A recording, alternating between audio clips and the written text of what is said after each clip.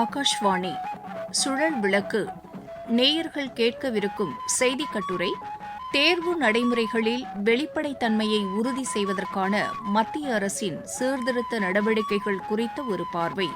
எழுதியவர் என் ஹேமாவதி. வாசிப்பவர் சுமித்ரா ரத்னம். இந்தியா பல்வேறு கலாச்சாரங்கள், வாழ்க்கை முறைகள், பண்பாடுகளை கொண்ட நாடு. நிலம், மலை, வனமென பல்வேறு புவியியல் சூழல்களை கொண்ட தேசம். அந்தந்த நிலத்தின் தன்மையில் அங்கு வசிக்கும் மக்களின் வாழ்க்கை முறை இருக்கிறது. கல்வி, வேலை வாய்ப்புகளில் அனைத்து தரப்பு மக்களுக்கும் சரிசமமான வாய்ப்புகளை உருவாக்கித் தர வேண்டும். திறன் வாய்ந்த மாணவர்களுக்கு முன்னுரிமை வழங்க வேண்டும் என்பதற்காகவே போட்டித் தேர்வுகளும் நுழைவுத் தேர்வுகளும் நடத்தப்படுகின்றன. பள்ளிக் கல்வி முடித்த மாணவர்கள் சேர்வதற்காக மத்திய, மாநில அரசுகள் ஏராளமான கல்வி நிறுவனங்களை நடத்துகின்றன. எல்லா தரப்பு மாணவர்களும் அவரவர் திறனுக்கு ஏற்ப வாய்ப்புகளை பெற வேண்டும் என்ற நோக்கில்தான் உயர்கல்விக்கான நுழைவுத் தேர்வுகள் வரையறுக்கப்பட்டு நடத்தப்படுகின்றன. ஐஐடி, என்ஐடி மற்றும் மத்திய அரசு உதவி பெறும் உயர்கல்வி நிறுவனங்களில் மாணவர் சேர்க்கைக்காக ஜேஇஇ என்ற இருநிலை தேர்வு நடத்தப்படுகிறது. மத்திய அரசு நடத்தும் சட்ட பள்ளிகளில் சேர்வதற்காக கிளாட் என்ற நுழைவுத் தேர்வும் நடத்தப்படுகிறது. அதேபோல பிளஸ் 2 முடித்த பிறகு மருத்துவ படிப்பில் சேர்வதற்காக நீட் என்ற நுழைவுத் தேர்வு நடத்தப்படுகிறது. இந்தியாவில் மருத்துவ படிப்பு என்பது பெரும்பாலான மாணவர்களின் கனவாக இருக்கிறது. ஒவ்வொரு ஆண்டும் சராசரியாக சுமார் 1,60,00,000 மாணவர்கள் பல்வேறு மாநிலங்களில் பல்வேறு பாடத்திட்டங்களில் பிளஸ் 2 தேர்வு எழுதுகிறார்கள். தேசிய மருத்துவ ஆணையத்தின் கணக்குப்படி ஆண்டுக்கு 1,36,939 மாணவர்கள் மட்டுமே இளநிலை மருத்துவ படிப்பான எம்பிபிஎஸ் படிப்பில் சேர முடியும். ஆனால் 22,00,000க்கும் மேற்பட்ட மாணவர்கள் மருத்துவ படிப்பில் சேர நினைக்கிறார்கள். மருத்துவம் என்பது உயிர்காக்கும் தொழில் என்பதால் அதை படிக்க விரும்பும் மாணவர்கள் தகுதியானவர்களாக, உரிய திறன் பெற்றவர்களாக இருப்பது முக்கியமானது. அதற்காகவே நீட் என்ற நுழைவுத் தேர்வு கொண்டுவரப்பட்டது. தேர்வில் அவர்கள் பெறுகிற ரேங்க் அடிப்படையில் மருத்துவ படிப்புக்கான இடங்கள் ஒதுக்கப்படும். மருத்துவ படிப்புக்கு மிகுந்த போட்டி நிலவுவதால் ஆங்காங்கே சில தவறுகள் நடக்கின்றன. இந்த சூழலில் தொடர்ந்து மாணவர்கள் தரப்பிலிருந்து வந்த கோரிக்கைகளை அடுத்து நீட் தேர்வு உள்ளடங்கிய போட்டித் தேர்வுகளை முறைப்படுத்தவும் சீர்திருத்தவும் மத்திய அரசு பல்வேறு நடவடிக்கைகளை துரிதகதியில் எடுத்து வருகிறது. முதல் கட்டமாக நுழைவுத் தேர்வு, போட்டித் தேர்வு நடைமுறைகளில் சீர்திருத்தங்களை அமல்படுத்துவது குறித்து ஆய்வு செய்ய உலக அளவில் புகழ்பெற்ற தொழில்நுட்ப வல்லுநரான திரு நந்தன் நிலேகனி தலைமையில் ஒரு உயர்நிலை குழுவை பிரதமர் திரு நரேந்திர மோடி நியமித்துள்ளார். 71 வயதாகும் திரு நந்தன் நிலேகனி ஆதார் ஆணையத்தின் முதல் தலைவராக பணியாற்றியவர். அவர் உருவாக்கிய கட்டமைப்புகளின் அடிப்படையில் இதுவரை 144 கோடி ஆதார் அட்டைகள் விநியோகிக்கப்பட்டுள்ளன. KYC மற்றும் UPI டிஜிட்டல் பண பரிமாற்றம் ஆகியவற்றுக்கும் திரு நந்தன் நிலேகனி மிக முக்கிய பங்களிப்பை வழங்கியுள்ளார். தற்போது போட்டித் தேர்வு, நுழைவுத் தேர்வுகளுக்காக நம்பகமான, பாதுகாப்பான தொழில்நுட்ப கட்டமைப்புகளை திரு நந்தன் நிலேகனி உருவாக்க உள்ளார். அவரது தலைமையிலான உயர்நிலை குழுவில் இஸ்ரோ முன்னாள் தலைவர் திரு சோம்நாத், இந்திய உளவுத்துறை முன்னாள் இயக்குநர் திரு டபன் டேகா, சென்னை ஐஐடி இயக்குநர் திரு வி காமகோட்டி, கல்வித்துறை முன்னாள் செயலர் திருமதி அனிதா கர்வால், ஓய்வு பெற்ற IAS அதிகாரி திரு அம்ரித்லால் மீனா உள்ளிட்டோர் இடம்பெற்றுள்ளனர்.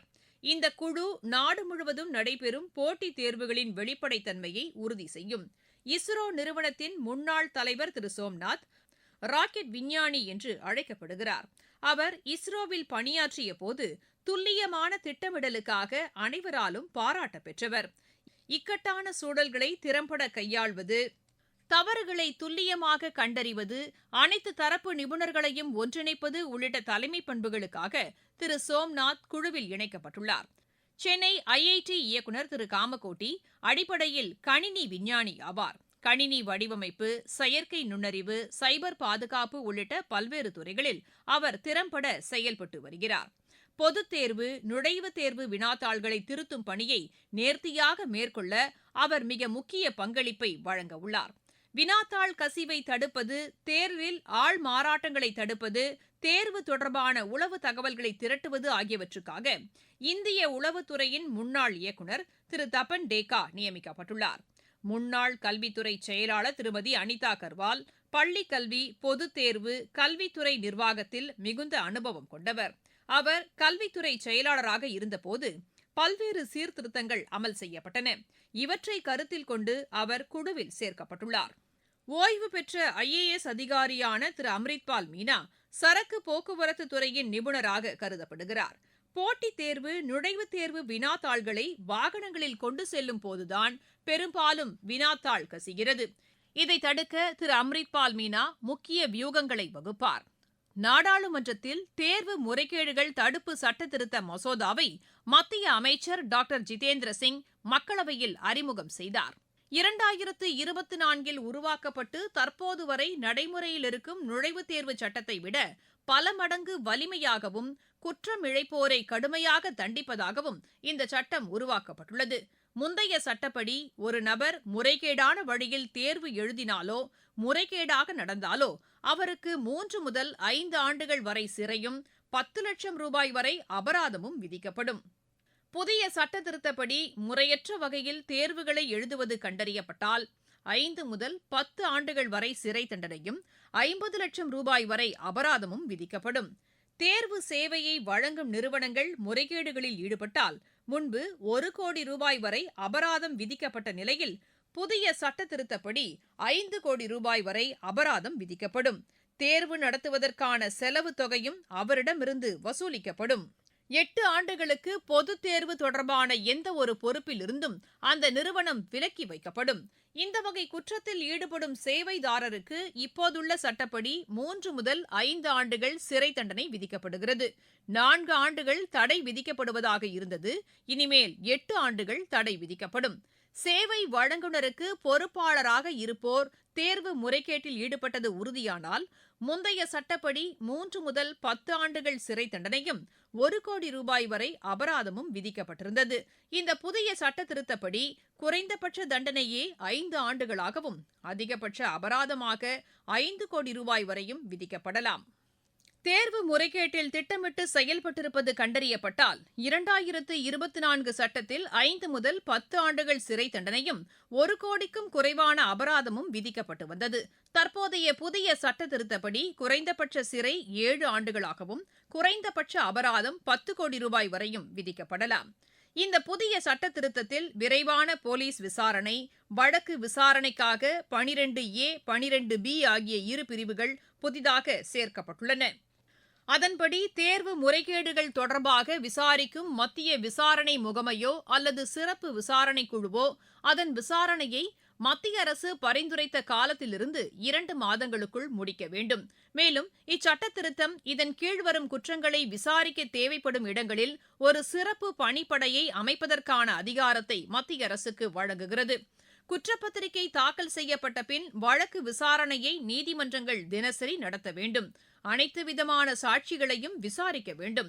வழக்கு விசாரணையை அதிகபட்சமாக 3 மாதங்களுக்குள் முடித்து தீர்ப்பளிக்க வேண்டும். இந்த புதிய சட்ட திருத்தத்தின் கீழ் பதிவாகும் வழக்குகளை விசாரிக்க ஒவ்வொரு மாநிலம் மற்றும் யூனியன் பிரதேசமும் சிறப்பு விரைவு நீதிமன்றங்களை உருவாக்க வேண்டும். இச்சட்டத்தின் கீழ் நிலுவையில் உள்ள அனைத்து வழக்குகளும் சிறப்பு விரைவு நீதிமன்றங்களுக்கு மாற்றப்படும்.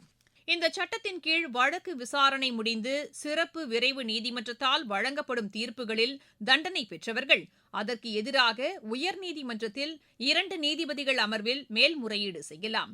மேல்முறையீட்டு மனு விசாரணைக்கு ஏற்ற நாளிலிருந்து 3 மாதங்களுக்குள் நீதிமன்றம் விசாரணையை முடித்து தீர்ப்பளிக்க வேண்டும்.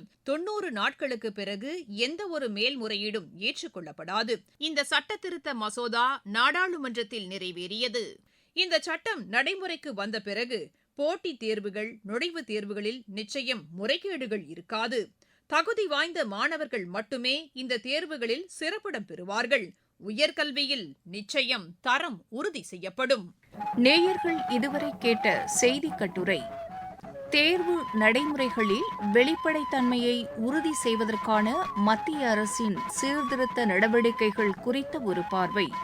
எழுதியவர் என். ஹேமாவதி, வாசித்தவர் சுமித்ரா ரத்னம்.